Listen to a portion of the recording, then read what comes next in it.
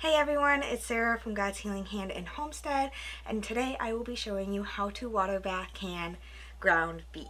I got a steal of a deal on ground beef, so I had to get a whole ton of it, and in order to preserve it and have food ready to go, I decided to can it. And this has definitely come in handy because 90% of the time I'm forgetting to thaw out beef. So this definitely comes in handy when you just need a meal right now. So without further ado, let's get into the video.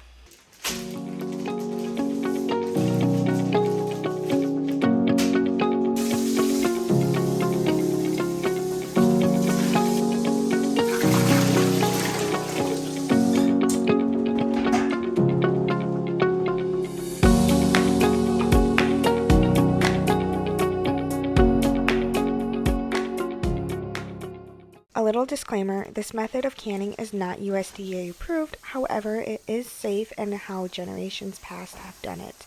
Let's get started. Water bath canning has been the way of canning for centuries and generations. The knowledge of how to do it and doing it safely has been passed down from generation to generation. Unfortunately, as time has gone on, the commercial industry appeared and this knowledge has slowly died away, and many no longer do this style of canning. I absolutely love the way the meat comes out after water bath canning. It comes out as if it was never canned at all.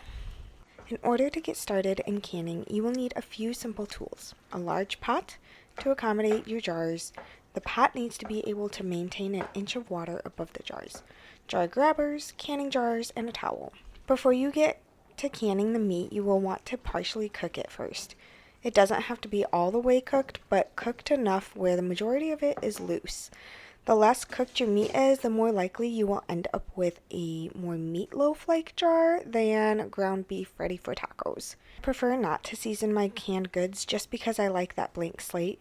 I can turn any jar into tacos, spaghetti, or even a delicious tater tot casserole. You can add in some salt to your meat if you would like.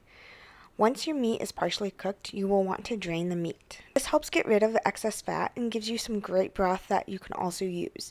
Don't get rid of the fat. You can purify that and use it to cook with. That's tallow.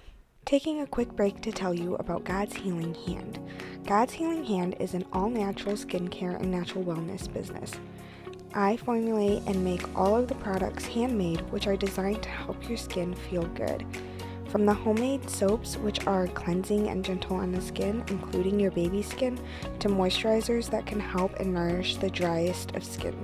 I use it all throughout the day, especially the grass-fed tallow balms, which are known to help a variety of skin ailments. All of the ingredients I use are clean and natural and eco-certified, which makes me feel good as a pregnant mama with a young baby who has very sensitive skin. I know exactly what's going on in my skin and know that it's absorbing good stuff.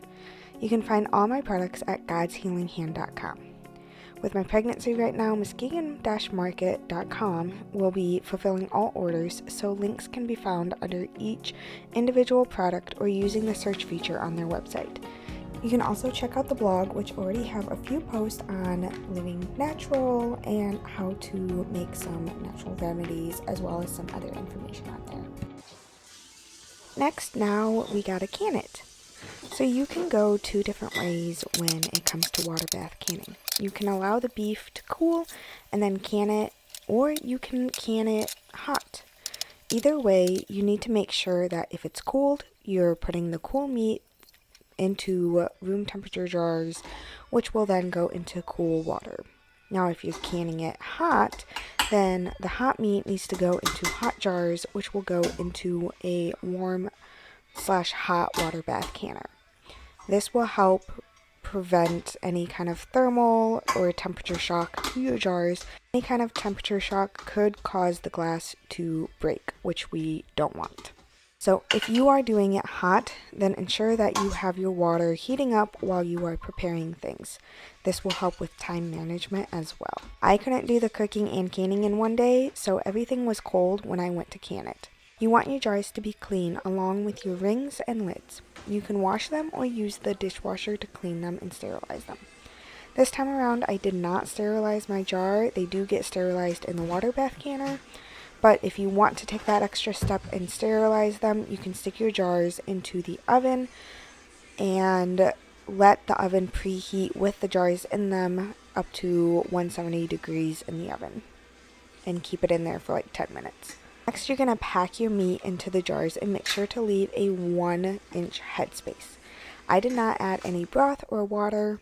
You can add that if you would like. I did not. Once your jars are all packed with the meat, wipe your rims with either water or white vinegar. Put your lids on and then your rings. And you want to make sure your rings are on fingertip tight. I do a little bit tighter than fingertip tight, but either way, you don't want to screw it down all the way.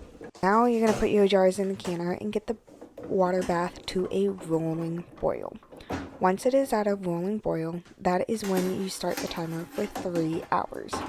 For you, your time may be a bit different depending on your elevation. So please see this screenshot and adjust your timing based on your elevation. After your time is done, you can turn off the heat, carefully remove the lid, and remove the jars. It is important to allow your jars to sit untouched for 24 hours to ensure a proper seal and cool time. Once the 24 hours are up, remove the rings and check your seals.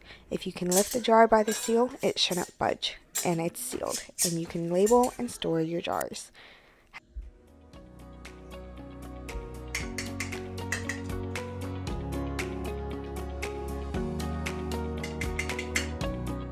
Thank you so much for watching this video. I hope you found that this was helpful in starting your own canning and preserving journey. Please make sure to subscribe to our channel for more videos like this. I will be posting more on canning and preserving and homestead, natural living, and motherhood life.